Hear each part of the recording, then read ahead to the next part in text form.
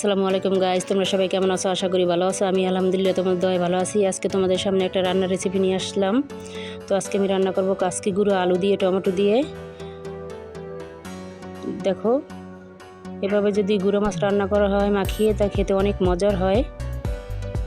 তো চলো আমি কিভাবে কাসকি গুঁড়ো মাছটা রান্না করি তোমাদের সাথে সেটাই শেয়ার করব। তো এখানে আমি নিয়ে নিচ্ছি কাসকির গুঁড়ো,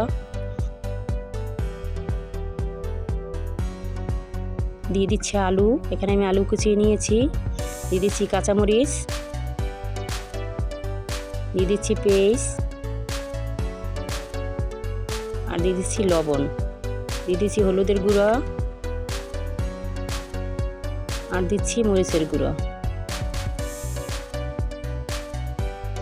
দিয়ে দিচ্ছি ধনিয়া গুঁড়ো, দিয়ে দিচ্ছি আদা রসুন পেস্ট, এখন দিয়ে দিচ্ছি তেল। এখন আমি হাত দিয়ে ভালো করে মাখিয়ে নেব গুঁড়ো মাছটা।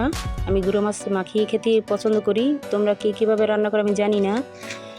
তো আমি মাখিয়ে খেতেই পছন্দ করি গুঁড়ো মাছটা। তো আমি মাখিয়ে ঝুঁকিয়ে বসিয়ে দেবো গুঁড়ো মাছটা। এই তো আমার মাখানো হয়ে গেছে। এখন দিয়ে দিচ্ছি টমেটো। এখানে আমি একটা টমেটো কেটে দিয়ে দিচ্ছি।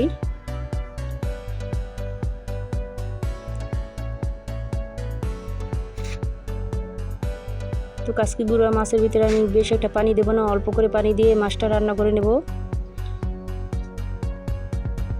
তো এই তো আমি হাতটা ধুয়ে সামান্য পরিমাণ পানি দিয়ে দিচ্ছি। এতে আমি যতটুকু পানি দিয়েছি পানি দিয়ে আমি মাছটা রান্না করে নেব।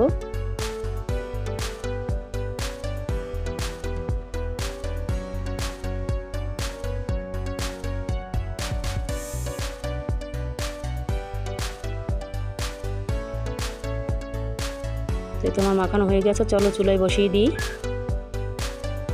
এই তো আমি চুলায় বসিয়ে দিয়েছি। এই তো আমার তরকারিটা বলক আসছে, এখন ধনিয়া পাতা দিয়ে দেব। তো আমি এখানে বিলাতি ধনিয়া পাতাটা ব্যবহার করতে আসি। এই তো আমি ধনিয়া পাতাটা দিয়ে দিচ্ছি।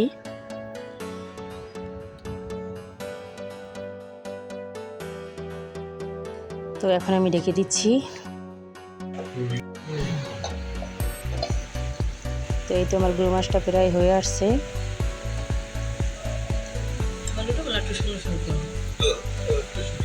আমি আরও কিছুটা পানি শুকিয়ে নেব। এই তো আমার গুঁড়ো মাছটা হয়ে গেছে, এখন উঠিয়ে নিচ্ছি। এই দেখো আমার তরকারিটার ফাইনাল লুক।